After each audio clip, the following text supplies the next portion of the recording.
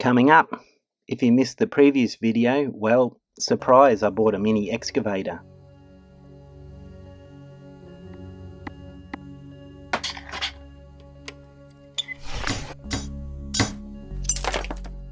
Welcome to part 2 of the mini excavator series. If you haven't seen the previous unboxing video, you can watch it here.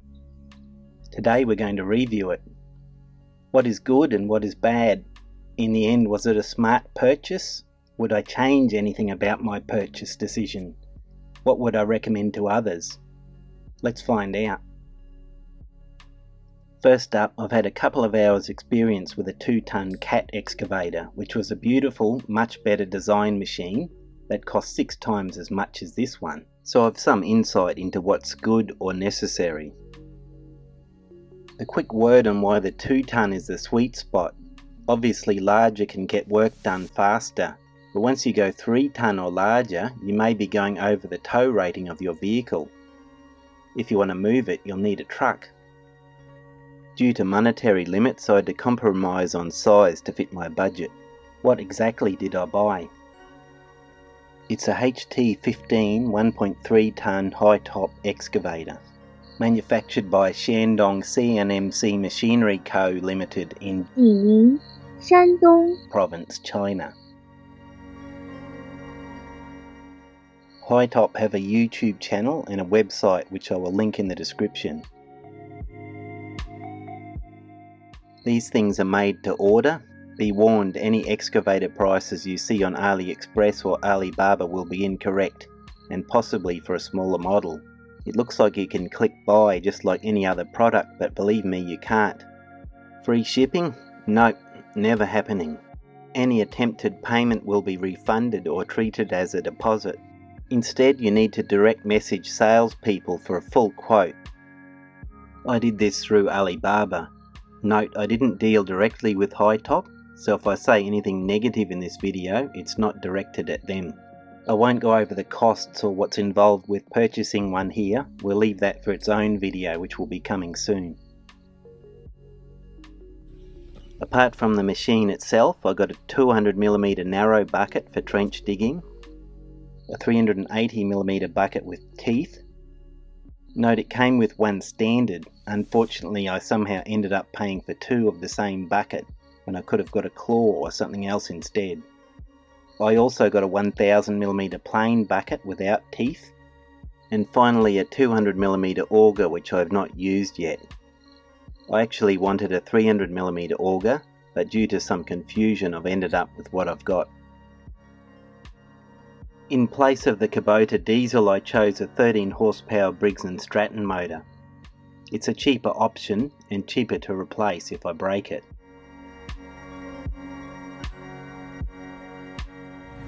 Before we get into the build quality and flaws, let's look at the overall operation of the excavator and what it can do.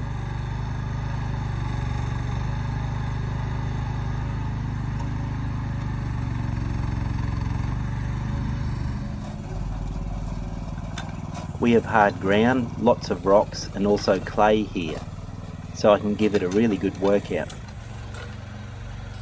At 1.3 tonnes it is a bit light at times, as seen here with the back lifting off the ground. It was even worse digging a deep trench in hard dry clay. The kind of thing that would make you wish you bought a bigger one, but I got it done, albeit slower and in stages.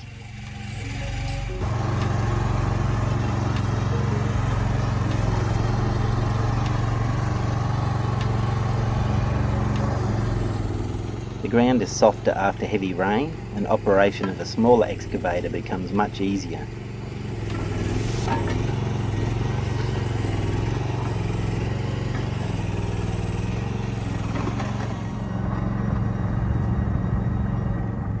Widening a large drain, I could basically just plough through using the blade.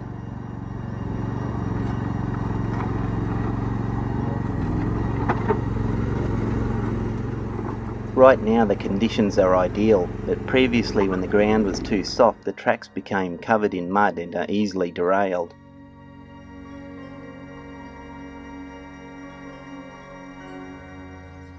Still, you can't completely avoid them coming off, but at least putting them back on is not very difficult.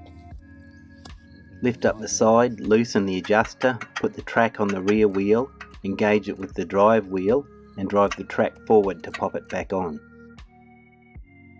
The tensioner lock nut coming loose might be partly to blame. I did purchase a second nut so I can lock them together good and tight, but the truth is it can still derail when the track tension's tight anyway.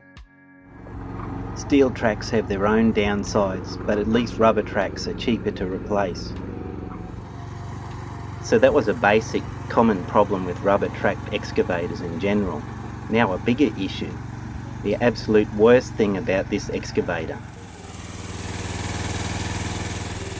Leaking hydraulic hoses. One day the hydraulics stopped moving and sure enough, all the oil was gone. I was not made aware of any poor quality or cheaper option hoses when I ordered this. Oil sprayed all over the inside of the engine compartment. Whoever was responsible for this really has a lot to answer for.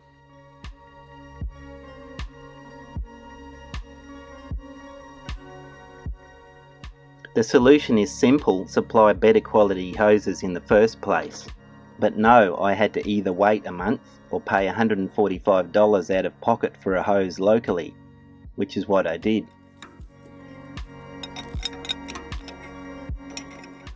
Replacing it is a chore. There is absolutely no margins available. It all goes together like puzzle pieces, and the new hose right angle bend was slightly longer, which meant I had to pack the side panel with washers. Anyway, I got it done, but soon after, another hose leaked, so I had to pull it all down again.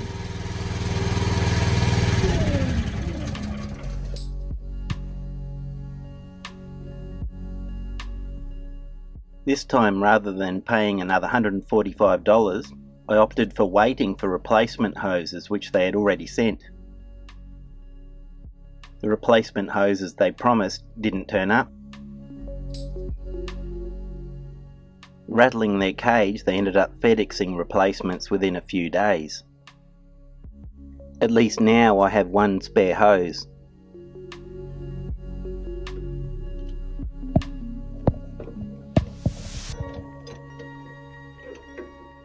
This is what I meant by puzzle. Removing multiple hoses is necessary to replace just one. They have to go back on in a specific order or else it won't fit. The fitting on this hose was longer as well. I ended up cutting out some of the frame for clearance. Now let's not forget, when you have an oil leak you lose a lot or all of your oil. I bought 2 4-litre bottles of hydraulic oil before the engine had even run in. A word on the frame. The side panels are part of the structure.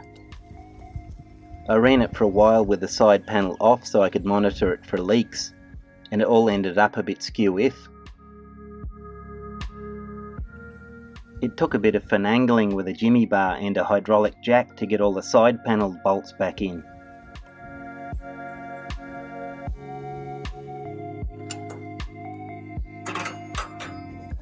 The good news, however, is I haven't had any problems with oil leaks since. It's been running like a champ.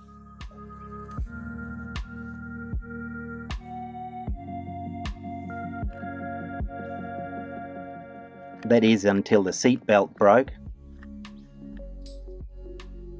and the 2 track control levers snapped off at the bottom.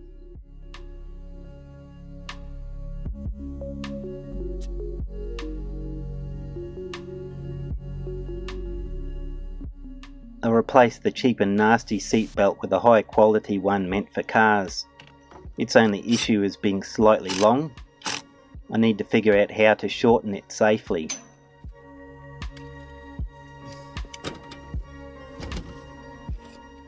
As for the control levers, I cut the ends off and drilled and tapped them to accept some high tensile bolts. This worked well, however it needs some attention and a bit of Loctite or something because they keep coming loose. These handles are loose too. Perhaps they need to be glued on.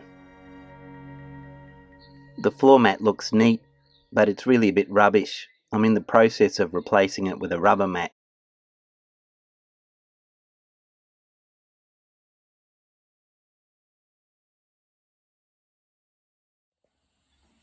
These are 3D printed bushings are made to stop the roof rattling at certain rev ranges. I measured the diameter of the pipe, designed it in Tinkercad. I made them slightly taller so it puts pressure in the middle of the roof. A simple solution to another annoying problem. One minor upgrade I want to do in future is replacing these bolts with pins.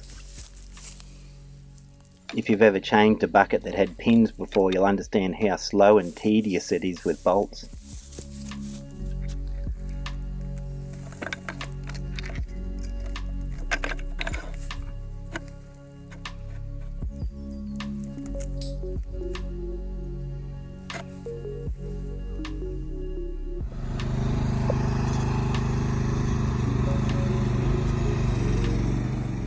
Well, that's about it for this video. There's a lot more I could talk about as far as operation goes.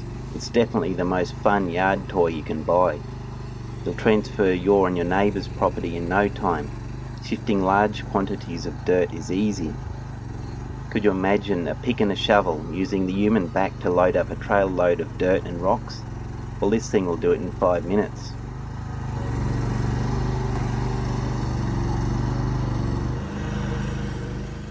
In conclusion, would I have bought it knowing what I know now? Yes, 100% I would. Would I recommend it to others? Yes, just make sure to order it with high quality hoses. I'm sure Hightop are aware of these issues by now and could supply a decent working machine.